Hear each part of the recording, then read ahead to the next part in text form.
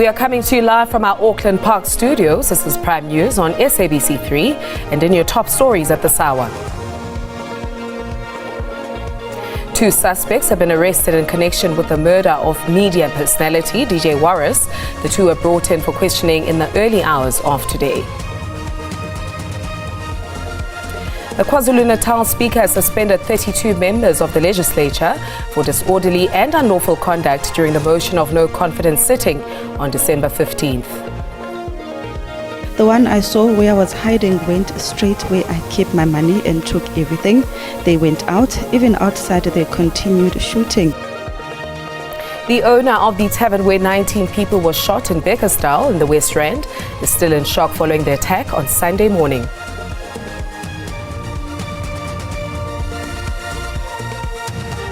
And Bafana Bafana takes on Angola in the AFCON 2025 tournament this evening, with the game currently underway.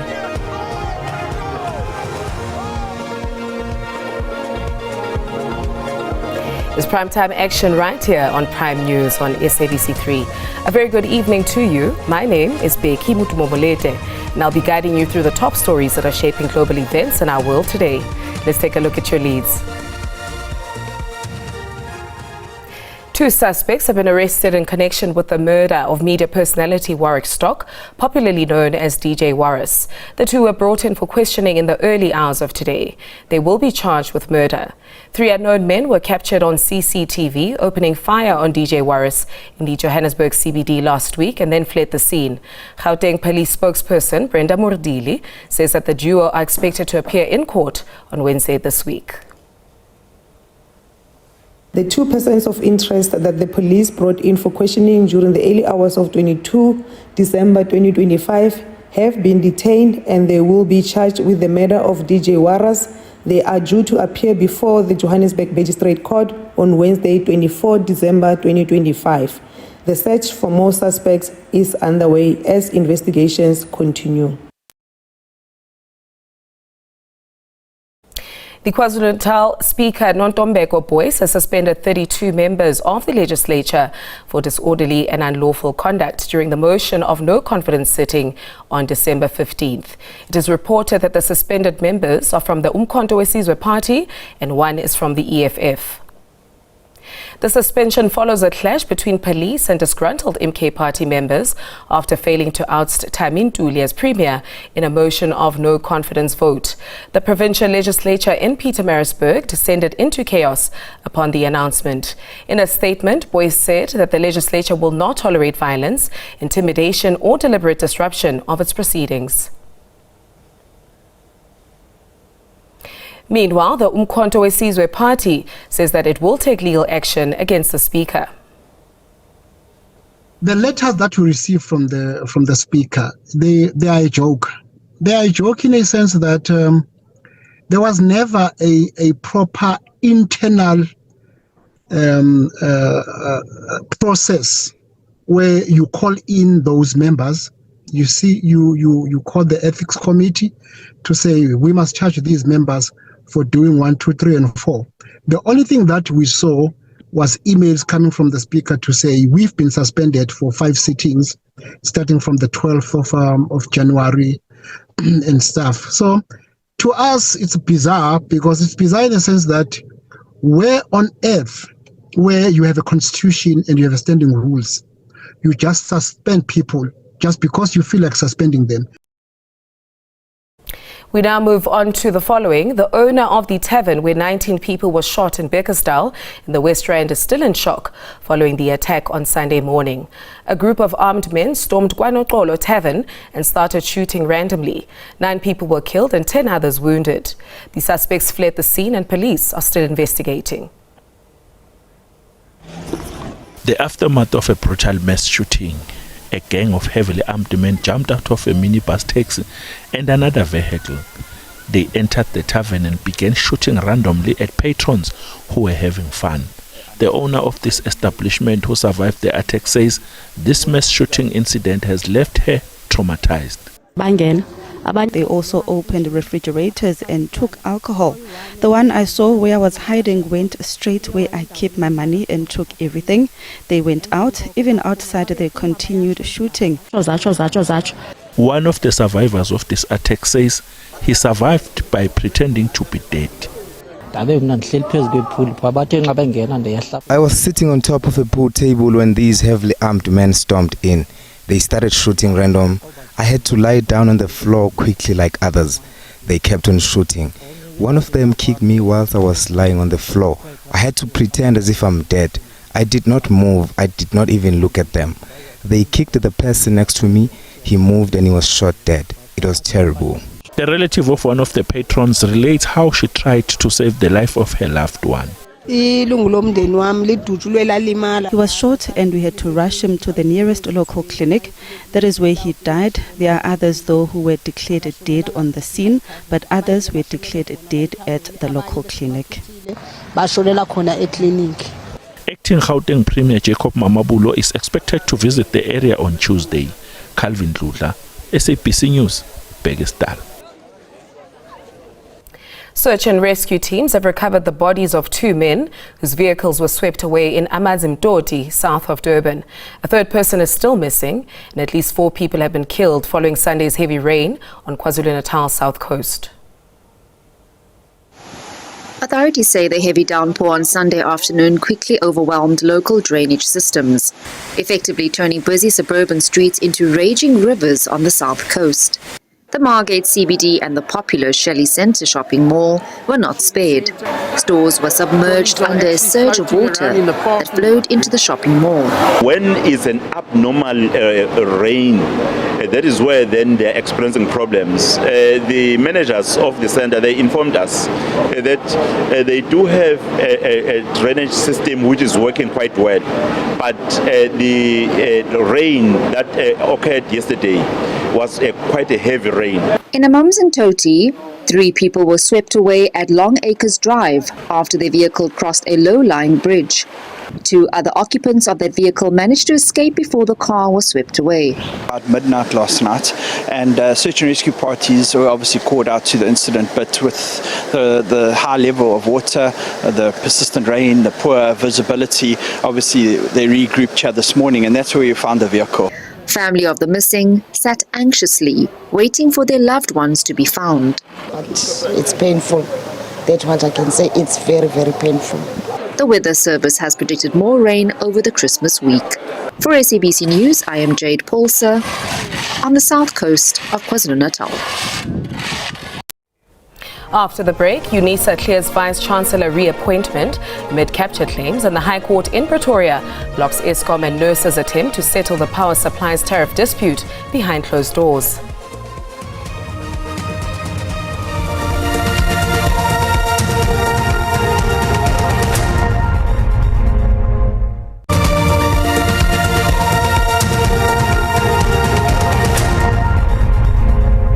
Welcome back to Prime News on 3.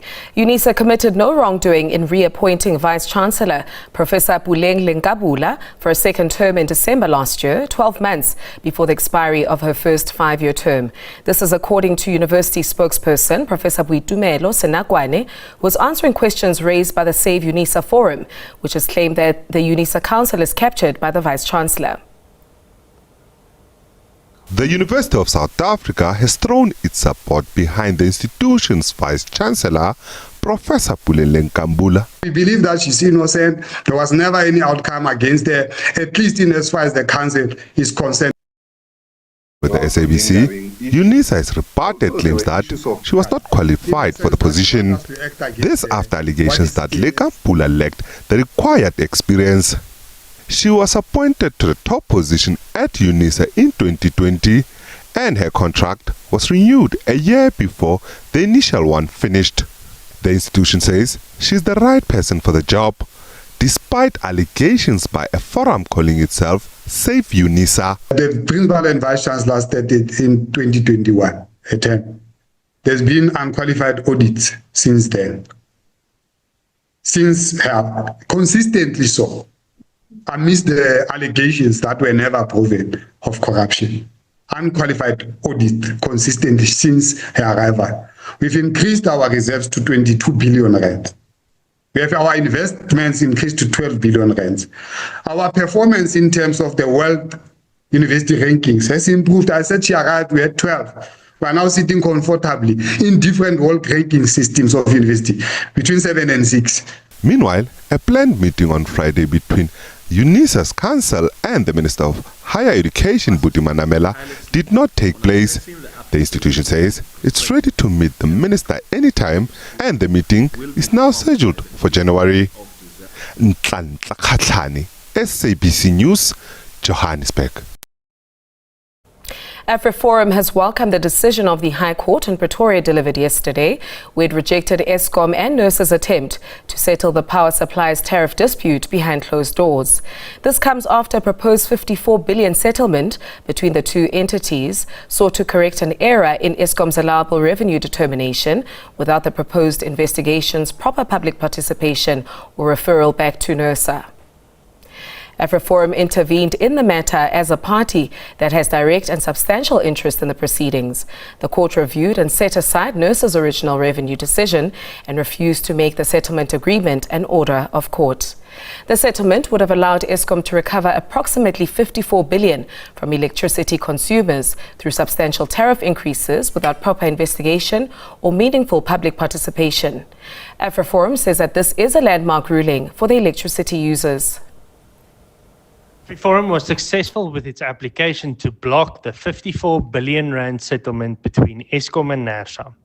The court confirmed that NERSA and Eskom cannot make decisions behind closed doors that would burden the public with billions of rands in costs. Electricity tariffs affect every South African, and for that reason, transparency and public participation are not optional.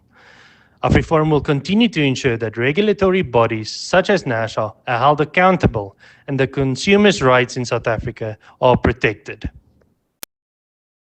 Up next, the death toll of initiates during the current summer initiation season in the Eastern Cape has risen to 20. Traditional Affairs MEC Zolile Williams revealed this during a press briefing in East London. 13 of the deaths occurred at legal initiation schools, while 7 were at illegal initiation camps. While the provincial government commits to having taken steps to advocate for and ensure full compliance with the laws that govern this custom, it has noted signs that traditional surgeons and nurses are still battling to obey the law. During this summer initiation season, over 400 boys were circumcised illegally, with over 180 initiates hospitalized and close to 4,000 treated on initial campsites. The provincial government says most parents have missed the opportunity to protect this rite of passage. Unless communities in those areas accept that there's a problem with their areas relating to child deaths in traditional circumcision schools, because they only expect us to intervene in those areas with far-flung traditional circumcision schools. The challenge here is OR Tambo is, well, no matter they say they practice this custom, in the true sense, they don't practice it, but they circumcise each other. The Department of Cooperative Governance and Traditional Affairs has committed to work with all stakeholders to ensure zero deaths during the initiation seasons next year. Sitima Mfeku, SABC News, East London.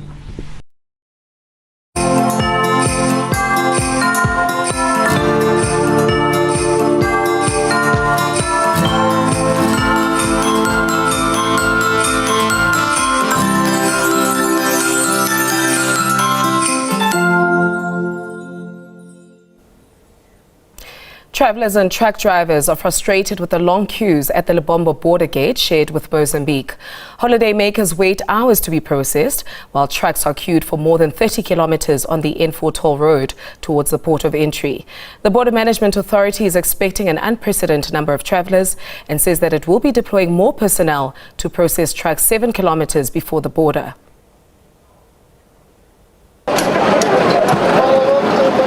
Anger and frustration at the Lebombo port of entry. as thousands of travelers queue for hours to be processed. And officials are overwhelmed. The queue is very slow today, so we're not sure what's going on. It's really frustrated. People are tired, so we've been here for like more than 3 hours. On the N4 toll road, there is bumper-to-bumper traffic, and trucks are lining the road for more than 30 kilometers. Some truckers have been in the queue for days. I was here since on Saturday late, and then Sunday, today's Monday morning. I'm still trying to get in the border. The Border Management Authority is expecting the volume of traffic to increase, but is confident travelers and cargo will be processed in time. In the past 2 days, we've been at least sitting at around 25,000 people that we've been able to process from South Africa going into the Mozambican side. And that is the number that we're expecting it to escalate as we go into tomorrow and ultimately when we go to the 24th. The BMA says the introduction of drones is assisting in clamping down on criminal activities. A number of people were arrested trying to cross the border illegally. They were later deported back to Mozambique. Tumela Machogo, SABC News, Lebombo Border Gate.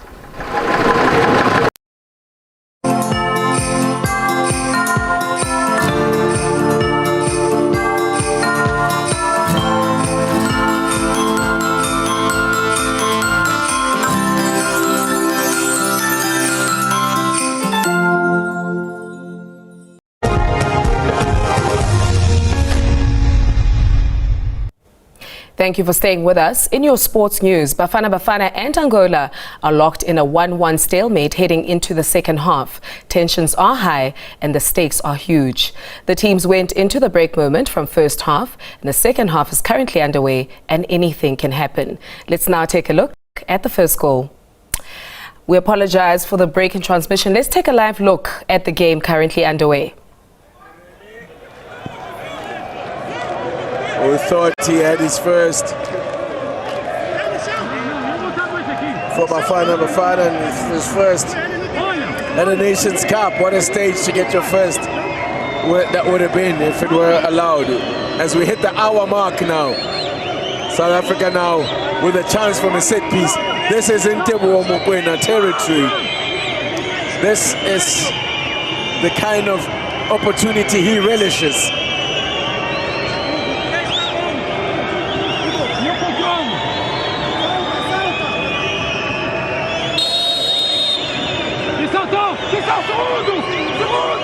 Oh, what trick have they got? I see Oswin Apollos is also there, but I think this is going to be Mokoena all the way. See, there's a big wall in front of him, so he's going to need wonderful technique to get it over the wall and beyond the keeper. But he's done it before. Here we go, Teboho Mokoena into the wall. The wall does its job. Slightly disappointing. We certainly are hoping for a win there. Good luck to the boys. It's now time for us to move on to our weather report. The skies are constantly telling a story, and our weather whisperer has the scoop. Let's check in. Your weather forecast is coming up next.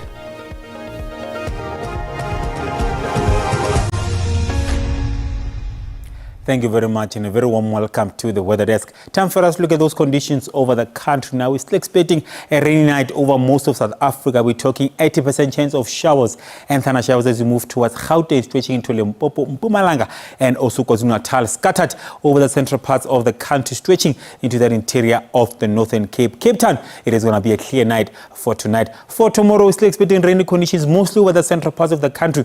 There is where we expect that band of showers and thunder showers scattered over the central parts over the northwest, stretching to Free State and all the way into the interior of the Eastern Cape. Still experiencing some isolated showers and thunder showers as we move towards Pretoria, stretching all the way into Limpopo. Some rainy conditions over George and surrounding areas for tomorrow. Cape Town only expecting a cloudy day for tomorrow. Looking at warnings for tonight, we're expecting up to level 5 warning of disrupted rainfall that will lead to flooding as we move into that interior of Limpopo. We're talking Polokwane, Musina, all the way into Palabora. Becoming a level 4 over Gauteng, stretching Mpumalanga all the way into KwaZulu-Natal and to the interior of the Eastern Cape. Level 2 warning of severe thunderstorm as we move towards the Northern Cape, stretching into the interior of the Eastern Cape. As we move towards the coast, it is a level 1 warning of some damaging winds and waves, which will make it difficult to navigate at sea. Tomorrow, remember, we only have that 60% chance of showers and thunder showers. The same area, we have that level 4 warning of severe thunderstorm, becoming a level 2 as we move into the interior of the Eastern Cape. Do remember, these severe thunderstorms can be accompanied by a large amount of small hail, heavy downpours which can lead to flooding and possibilities of strong damaging winds. Overnight temperatures, it is going to be a cool night over most of the country, 13 over Sunderland, 19 over Cape Town, Pretoria at a minimum of 18. Maximum temperatures for tomorrow, it's going to be a hot day moving to the interior of the Northern Cape, 35 over Upington. Hot conditions up north over Musina with a high of 32. It's going to be a warm day over Johannesburg with a maximum of 25. As we move towards the southern parts of the country, George at 23. Cape Town, it is going to be a cloudy day tomorrow with a maximum of 26. That's all the weather I have for you. Stay tuned.